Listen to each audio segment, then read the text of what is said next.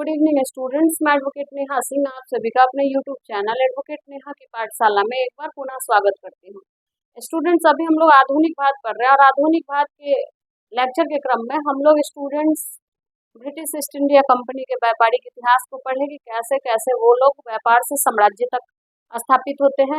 इसके साथ ही स्टूडेंट्स हम लोग बंगाल के इतिहास को पढ़े और वहाँ के जितने भी नवाब रहे हैं उनके इतिहास को हम लोग पढ़े। उसके पश्चात हम लोग स्वतंत्र राज्य मराठा को पढ़े और मराठा साम्राज्य में हमने देखा कि कैसे मराठा छत्रपति से पेशवा के कॉन्सेप्ट में आ जाते हैं और कैसे ब्रिटिश ईस्ट इंडिया कंपनी इनकी पेशवाई भी समाप्त करती है और इनको अंततः नाना साहब के रूप में निर्वासित करके बिठूर में बिठा देती है। उसके बाद स्टूडेंट्स, अगर आप नहीं देखे होंगे अभी तक के मेरे पूरे लेक्चर को, तो आप जरूर जाके हमारा पिछला सारा लेक्चर देखिए और सीरीज वाइज आप कंप्लीट कर सकते हैं कि आपने क्या क्या पढ़ा है।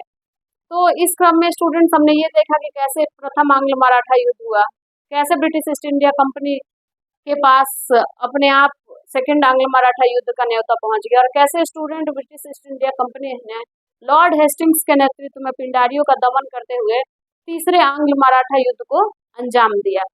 इसके बाद स्टूडेंट्स हम ये देखते हैं कि कैसे British east India company Maratha साम्राज्य को अंततः समाप्त करती है और समाप्त करने के बाद स्टूडेंट यहीं से फिर हम अपने दूसरे नए स्वतंत्र राज्य के इतिहास को पढ़ेंगे और इसमें हम लोग का नया राज्य है मैसूर और आज हम लोग मैसूर के इतिहास को पढ़ेंगे।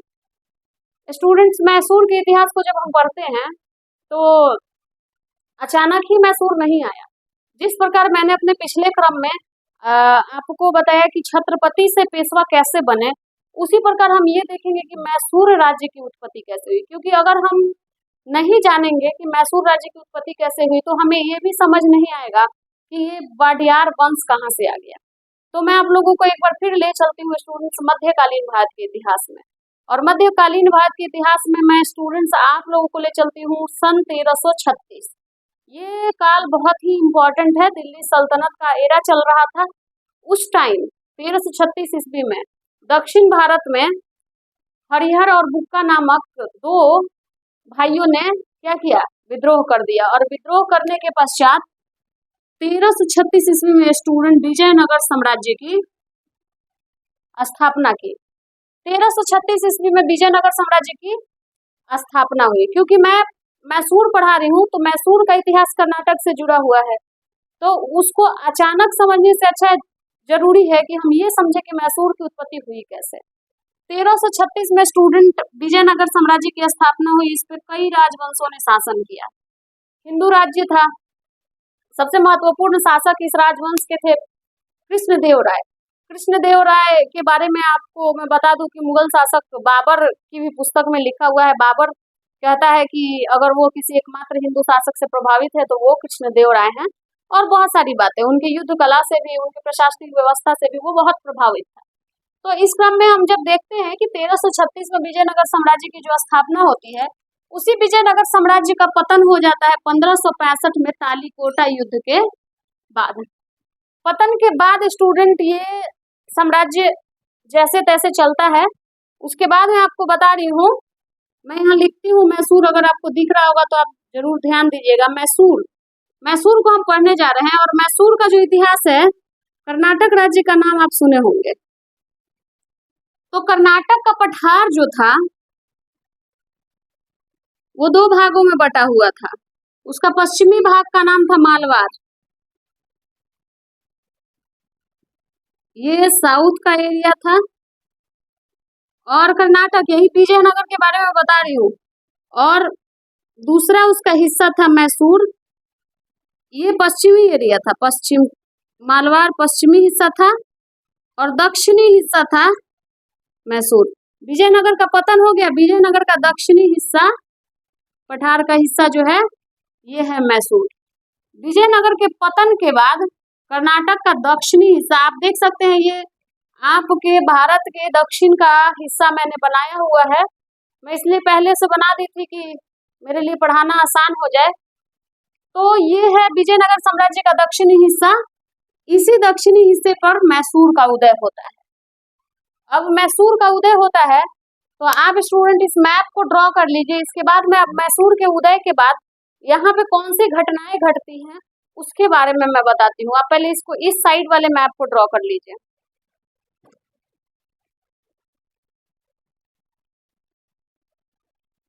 हाँ, तो स्टूडेंट्स अब ये समझ गए कि कहाँ से मैसूर राज्य की उत्पत्ति होती है। तो मैसूर की उत्पत्ति होती है कर्नाटक के पठार के दक्षिणी हिस्से से। अब ये मैसूर जो है कर्नाटक पठार का दक्षिणी हिस्सा है, यहाँ पे क्या होता है कि 18वीं सदी में 18वीं सदी में एक वंश रहता है जो शासन करता है। वंश का नाम है वाडियार वंश। मतलब वाडियार वंश की शासन स्थापित होती है। और वाडियार वंश जो रहता है वो, जैसे बहुत सारी पुस्तकों में उडियार वंश भी लिखा रहता है, 18वीं शताब्दी का बात है। और शासक रहते हैं चिक्का कृष्णराज। ये जो चिक्का कृष्णराज रहते हैं, ये बाल्यावस्था में ही शासक बने रहते हैं, युवा रहते हैं।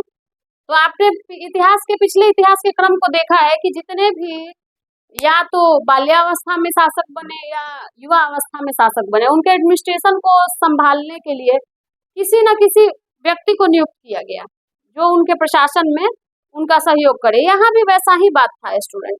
ये थे युवा, इसलिए इनके प्रशासन को संभालने के लिए दो अधिकारी थे। एक का नाम था नंजराज और दूसरे का नाम था देवराज।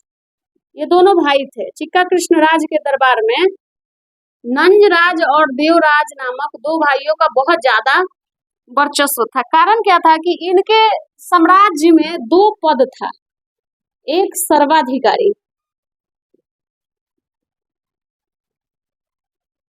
सर्वाधिकारी का मतलब था कि एडमिनिस्ट्रेशन प्लस रेवेन्यू, दोनों पावर किसके पास था? नंजराज के पास। और जो देवराज थे, इनका जो पद था दलवई का पद था। दलवई बोले तो सेनापति। अब मैं एक चीज बताना चाहती हूँ स्टूडेंट की, चिक्का कृष्णराज यहाँ पे शासक हैं। इनके साम्राज्य का दो महत्वपूर्ण पद, एक सर्वाधिकारी दूसरा दलवई। सर्वाधिकारी को राइट क्या है?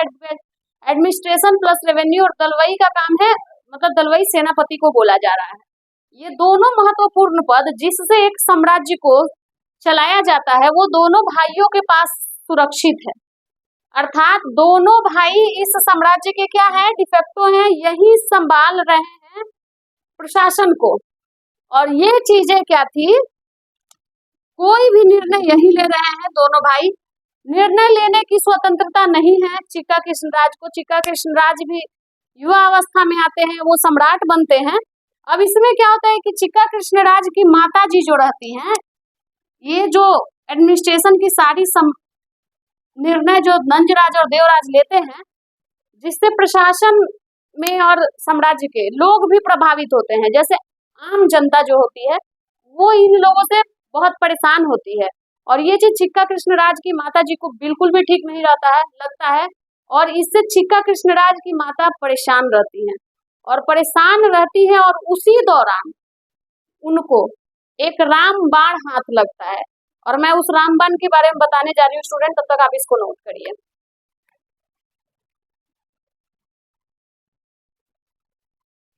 तो स्टूडेंट यहाँ पे मैं बताई कि चिक्का कृष्णराज की माता जी को एक व्यक्ति हाथ लगता है और वो व्यक्ति बहुत इंपॉर्टेंट रहता है, जिसका नाम रहता है फतेह मोहम्मद। क्योंकि वो खोज रही होती है कि कोई तो एक व्यक्ति मिले जिससे मैं अपनी संपूर्ण समस्या को कहूं और वो मेरे साथ खड़ा हो जाए इन दोनों भाइयों के विरुद्ध में। लेकिन ये व्यक्ति हाथ लगा था, लेकिन डायरेक्ट इसने क्या किया? ऐसा नहीं कि सहयोग किया। फतेह मोहम्मद ये कौन था? तो मैसूर में एक आर्मी था। मैसूर किला में एक सैन्य अधिकारी था।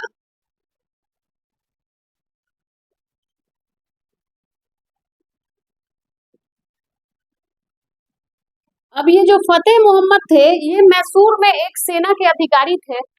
तो सेना के अधिकारी थे तो संपूर्ण अनुशासन इनके अंदर कूट कूट कर भरा था। और स्टूडेंट्स ये जो थे, इनका एक पुत्र था, फतेह मोहम्मद का एक पुत्र था जिसका नाम रहता है हैदर अली, और हैदर अली का पूरे अनुशासन में पालन पोषण हुआ रहता है।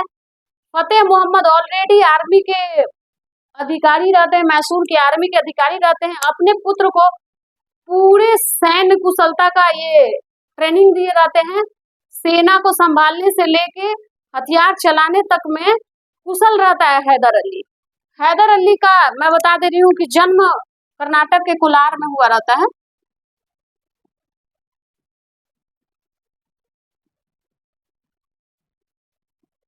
पिताजी के संरक्षण में एक कुशल सैनिक बन चुका होता है हैदर अली। ये व्यक्ति हैदर अली जब युवा अवस्था में होता है तो फतेह मोहम्मद हैदर अली को लेके नंजराज के पास जाते हैं, क्योंकि बेटा रहता है इनका, उसको भी नौकरी चाहिए होती है। तो फतेह मोहम्मद अपने पुत्र हैदर अली को लेके जाते हैं नंजराज के दरबार में, और नंजराज से कहते हैं कि इसे भी सेना में स्थान दिया जाए। नंजराज बजाबते इनका परीक्षा लेता है, इनके सैन्य कुशलता का परीक्षा लेता है, और सैन्य कुशलता से बहुत प्रभावित होता है नंजराज। मतलब कि इतना प्रभावित होता है कि पहले तो नंजराज हैदर अली को अपने सेना में नियुक्त करता है।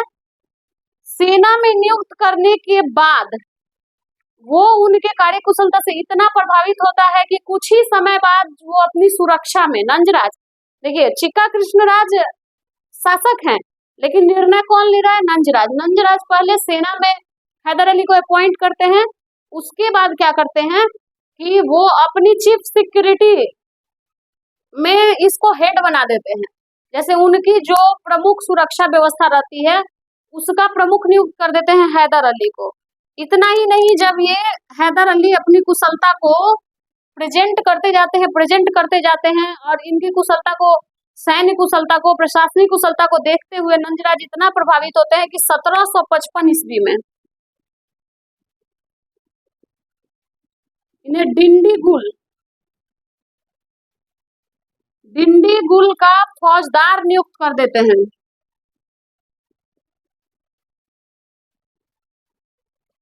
अब इन्हें जब डिंडीगुल का फौजदार नियुक्त किया जाता है तो फौजदार नियुक्त होने के बाद हैदर अली अपनी सैन्य कुशलता को ही नहीं, प्रशासनिक कुशलता को भी दिखाया रहता है।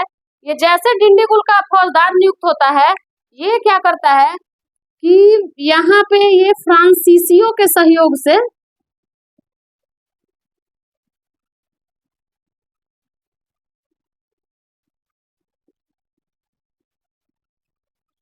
आधुनिक शस्त्रागार की स्थापना कर देता है।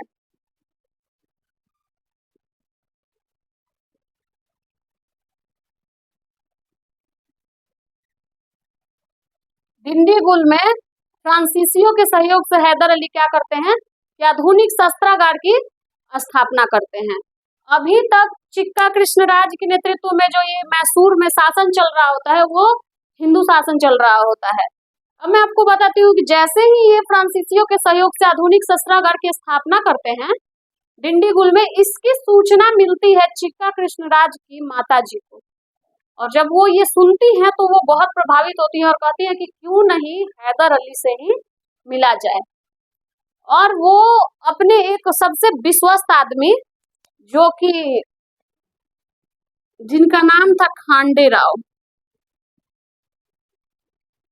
आप लोग देखते होंगे हर एक व्यक्ति का एक सलाहकार होता है। चंद्रगुप्त मौर्य को जब हम पढ़ रहे थे तो वहां पे हमने चाणक्य का रोल देखा। वैसे ही हम लोग प्रत्येक प्रशासनिक व्यवस्था में एक सलाहकार का महत्वपूर्ण भूमिका देखते हैं। आज भी आप देखिएगा तो प्रशासन में ऐसा नहीं है कि सलाहकार नहीं है, हर एक प्रशासनिक व्यक्ति के पास उनका सलाहकार है, ठीक है, उनके सलाह से ही प्रशासन चलता है। तो ये जो खांडे राव थे वो चिक्का कृष्णराज के राज में सलाहकार के पद पे थे।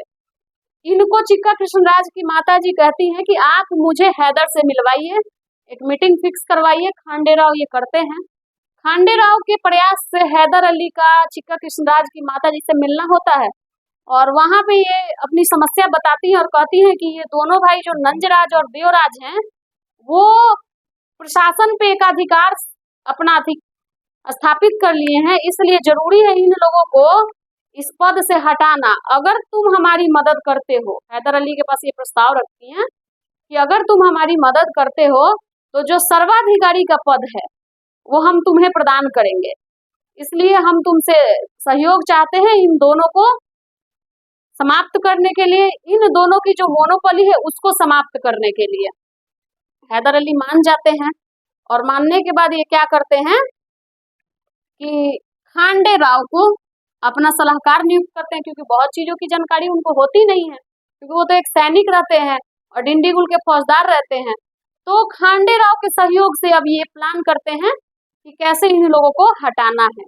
अब स्टूडेंट्स यहाँ क्या होता है कि दोनों भाई तो नंजराज देवराज महत्वाकांक्षी होते ही हैं, उनके महत्वाकांक्षा से युद्ध करना रहता है और उनकी महत्वाकांक्षा से युद्ध करने के लिए वहां के ही नजदीक व्यक्ति को होना जरूरी रहता है, जो कि खांडेराव होते हैं। अब क्या होता है स्टूडेंट की जो खांडेराव होते हैं, इनके सहयोग से सारी जानकारी हैदर अली प्राप्त करता है और प्राप्त करने के बाद एक टाइम पीरियड आता है 1760। 1760 में वो क्या कर लेता है कि दोनों भाई, क्योंकि सैन्य कुशलता उसके पास से वो परिपूर्ण रहता है, बाकी आधुनिक शस्त्रागार की स्थापना कर लिया ही रहता है, आधुनिक हथियार भी उसके पास होते हैं। 1760 में दोनों भाई को बंदी बना लेता है, दोनों भाई को बंदी बना लेता है। बंदी बोले तो नंजराज और देवराज को वो बंदी बना लिया। नंजराज देवराज को बंदी बनाने के बाद वो चिक्का कृष्णराज की माताजी को लगा कि अब तो मेरा पुत्र ही स्वतंत्र शासक होगा, लेकिन वो सोचता है कि जब हम सबसे मजबूत कड़ी नंजराज देवराज को समाप्त कर दिए तो क्यों ना हम चिक्का कृष्णराज को भी समाप्त करें। तो इन दोनों को बंदी बनाने के बाद सीधे 1760 ईस्वी में ये स्वयं को मैसूर का शासक घोषित कर देता है, अर्थात संपूर्ण शासन व्यवस्था अपने हाथ में ले लिया। मैसूर को स्वयं को मैसूर का शासक घोषित किया और राजधानी श्रीरंगपट्टनम को बनाया। मैसूर का शासक जो राजधानी मैसूर थी अब वो श्रीरंगपट्टनम हो गई। बहुत जगह श्रीरंगपट्टनम भी लिखा रहता है, तो इसने अपनी मैसूर का शासक घोषित करके राजधानी मैसूर से श्रीरंगपट्टनम स्थापित कर दिया। अब श्रीरंगपट्टनम इसने अपनी राजधानी स्थापित कर दी, इतना नोट करिए स्टूडेंट, उसके बाद में बताती हूँ।